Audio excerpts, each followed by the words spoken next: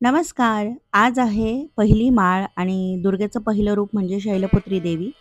मी आज असंच शैलपुत्री देवीविषयी वाचत होते, तेव्हा मला खूप छान गोष्ट म्हणजे कहाणी वाचण्यात आली. म्हटलं चला ती कहाणी तुमच्यासोबत पण शेअर करावी. म्हणजे प्रत्येक सणाचं दिवसाचं महत्त्व किंवा त्या दिवशी काय आहे हे सर्वांपर्यंत पोहोचेल. तर व्हिडिओ शेवटपर्यंत बघा, स्किप न करता. दुर्गेचे पहिले रूप शैलपुत्री या नावाने ओळखले जाते. ही नवदुर्गांपैकी पहिली दुर्गा आहे. पर्वतांचा राजा हिमालयाची मुलगी म्हणून जन्म घेतलेल्या तिला शैलपुत्री असे नाव पडले आहे. नवरात्रीच्या पहिल्याच दिवशी तिची पूजा केली जाते, आराधना केली जाते. ह्या पहिल्या दिवशी पूजेत संत महंत आपल्या मनाला मूलाधार चक्रात स्थिर करतात आणि ह्या दिवसापासून त्यांच्या योग साधनेला सुरुवात होते. या दुर्गेच्या उजव्या हातात त्रिशूळ आणि डाव्या हातात कमळाचं फूल आहे. आपल्या पूर्वजन्मात तिने प्रजापती दक्ष राजाची कन्या म्हणून जन्म घेतला होता. त्यावेळी तिचे नाव सती असे होते. तिचा विवाह शंकरांशी झाला होता. एकदा राजा प्रजापतीने मोठा यज्ञ केला.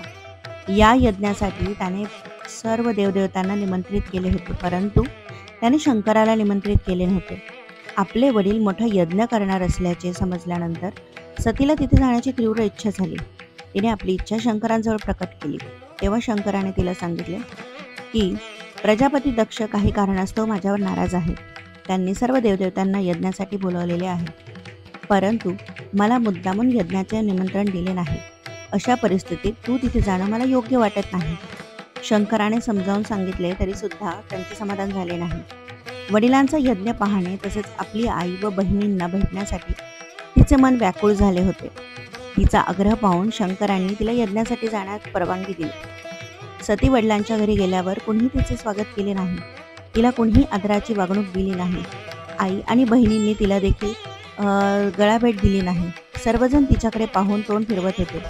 नातेवाईकांची ही वागणूक पाहून तिला अत्यंत राग आला. तिने शंकराच्या प्रती तिरस्कारांची भावना असल्याचे तिला दिसून आले. दक्षाने शंकराविषयी काही अपमानकारक शब्दही वापरले. हे सर्व पाहून ती रागाने संतप्त झाली आणि शंकराने सांगितले तेच योग्य होते असे तिला वाटले.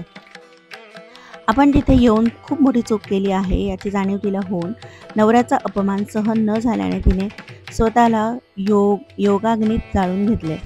याची माहिती शंकराला मिळाल्यावर त्याने लगेच आपल्या गणांना पाठवून प्रजापतीचा संपूर्ण यज्ञ उद्ध्वस्त केला.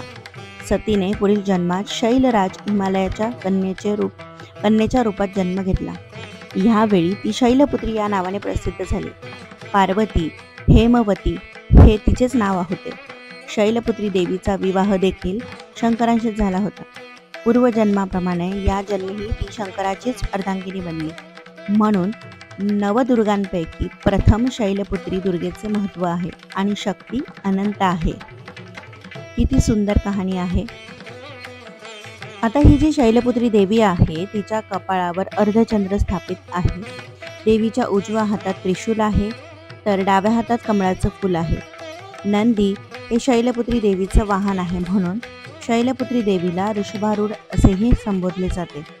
आय होप तुम्हाला आजचा व्हिडिओ आवडला असेल. तर चॅनलला सबस्क्राईब करा, व्हिडिओला लाईक, शेअर, कमेंट करा. पुन्हा भेटूयात नवीन एका छान व्हिडिओमध्ये. तोपर्यंत स्वस्त राहा, मस्त राहा आणि चॅनलला सबस्क्राईब करा.